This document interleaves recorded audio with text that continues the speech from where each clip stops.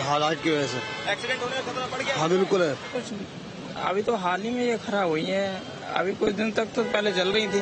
अपन बता दें कि गाजियाबाद करीब 60 जगहों पर ट्रैफिक लाइट्स खराब पड़ी हुई है, जिनके कारण एक तरफा जहां सड़क पर लंबा जाम लगता है, वहीं दूसरी तरफ ट्रैफिक पुलिसकर्मियों को भी तेज धूप में जदोजहद करनी पड़ती है।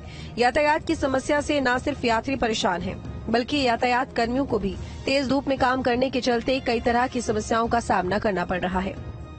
बीते 4 दिनों से गाजियाबाद का ट्रैफिक सिस्टम पूरी तरह से ठप पड़ा है। अब से बहुत पहले जब ट्रैफिक सिग्नल नहीं हुआ करते थे तो ट्रैफिक पुलिसकर्मी सड़क पर उतरकर सीटी बजाकर जो गाड़ियां हैं उनको पास कराते थे। यही व्यवस्था अब गाजियाबाद में देखने को मिल रही है। उसकी वजह है कि 4 दिनों से ट्रैफिक सिस्टम पूरी तरह से बंद पड़ा है। रेड लाइट काम नहीं कर रही हैं। तकरीबन 58 ऐसी रेड लाइट हैं जो पूरी तरह से बंद है।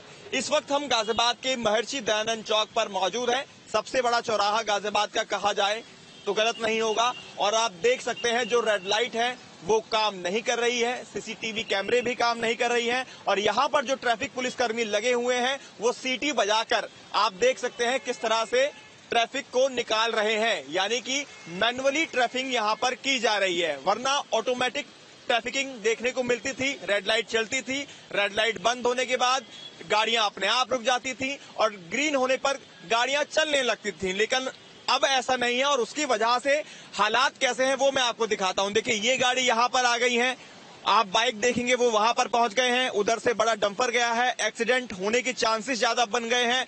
उधर दूसरी तरफ देखा जाए तो ट्रैफिक पुलिसकर्मी इतनी मेहनत करते हुए दिखाई दे रहे हैं। बहुत दिनों बाद ऐसा देखने को मिल रहा है कि जब ट्रैफिक जो पुलिस है वो परेशान है पूरी तरह से।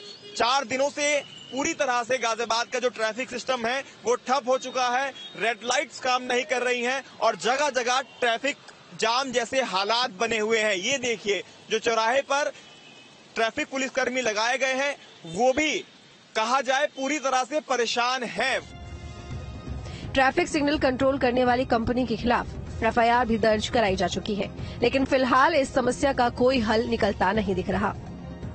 भैया परेशानी तो होती है, धूप में देखो ट्रैफिक लाइट नहीं है तो जाम भी लग रहा है और एक्सीडेंट का खतरा भी हो गया। एक्सीडेंट का खतरा तो इतना है कि देखो अब हमारा इशारा करते करते भी रुकते नहीं है कुछ वाहन, है ना, तो जाम लगता ही है और एक्सीडेंट का खतरा तो है ही है। रेड लाइट में तो देख लेते थे कि रेड लाइट हो गई है, रुक जाते थे, लेकिन अब आपको देख पाना और आपके इशारों को समझ पाना थोड़ा दिक्कत हो जाती है। थोड़ी परेशानी होती है। देखो पब्लिक को मतलब चलती है रोड पे, लाइट की आदत पड़ रही है ट्रैफिक लाइट की, अब फिर हम हाथों से इशारा कर रहे हैं तो देखो थोड़ा सा प्रॉब्लम तो होती है।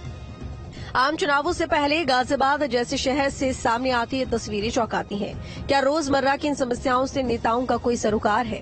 क्या जाम के ये हालात आम चुनावों के परिणाम को प्रभावित कर पाएंगे? देखना होगा कि आम चुनाव के दूसरे चरण में जब 26 अप्रैल को गाजियाबाद वोट करता है तो मतदाताओं के दिमाग में जाम के ये दृश्य जिंदा रहते हैं या नहीं। बता दें कि